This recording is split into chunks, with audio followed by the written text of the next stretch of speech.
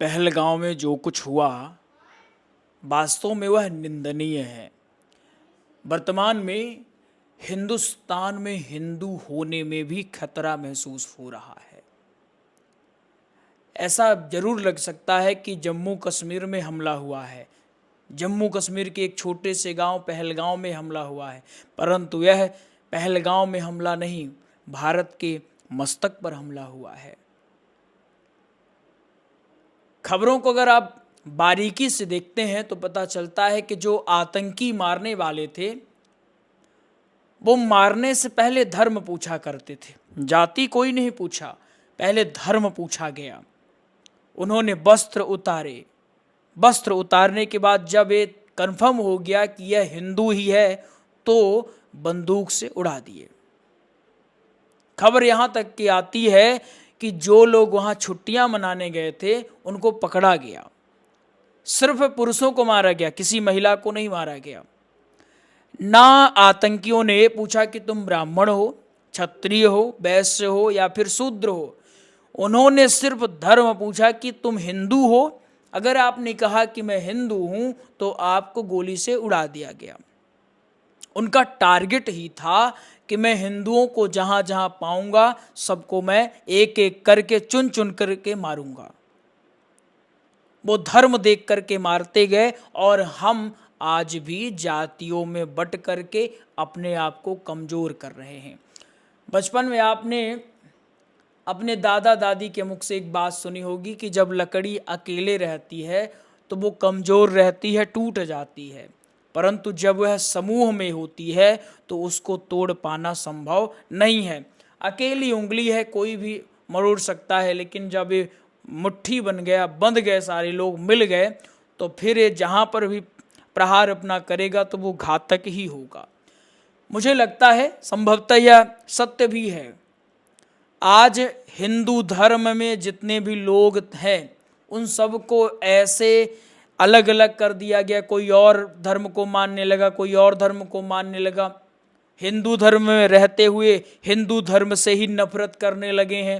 यही कारण है कि आज हम हिंदू हिंदुस्तान में सुरक्षित नहीं है।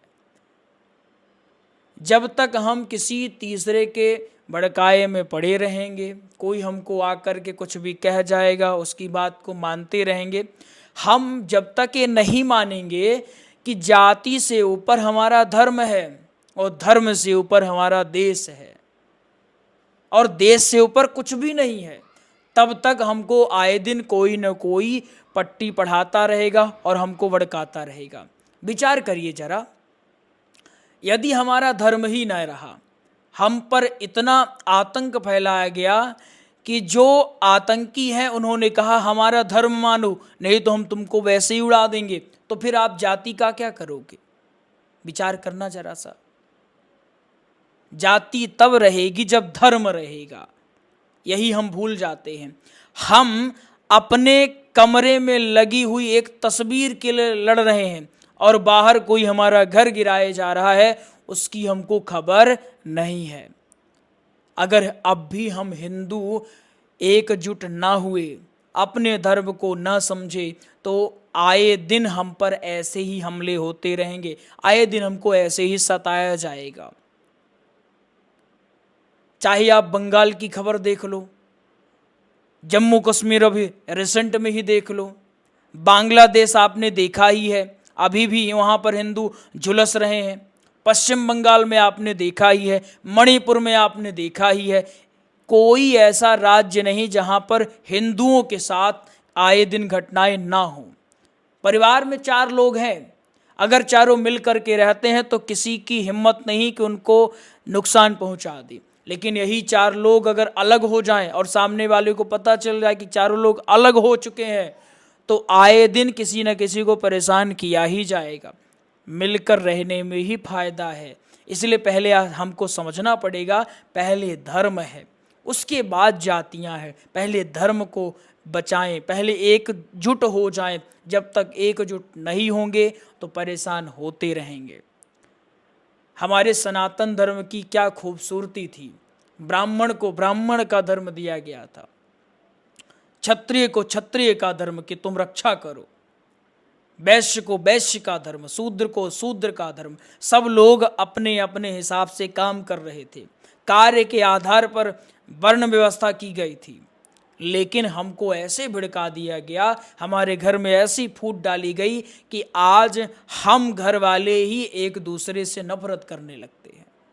उसको हटा करके हमको भाईचारे की भावना स्थापित करनी चाहिए। भले ही हम किसी को भी माने, कुछ माने ना माने, लेकिन जब भी ऐसी आपदा है तो हमको ये समझना पड़ेगा कि हम हिंदू हैं और यह हिंदुस्तान हमारा है। हिंदुस्तान में हिंदू होने से अगर डर लग रहा है, सोचिए जब वो लोग हिंदू अपने आप को कहे होंगे, बंदूक सामने आई होगी तो कितना भय लगा होगा।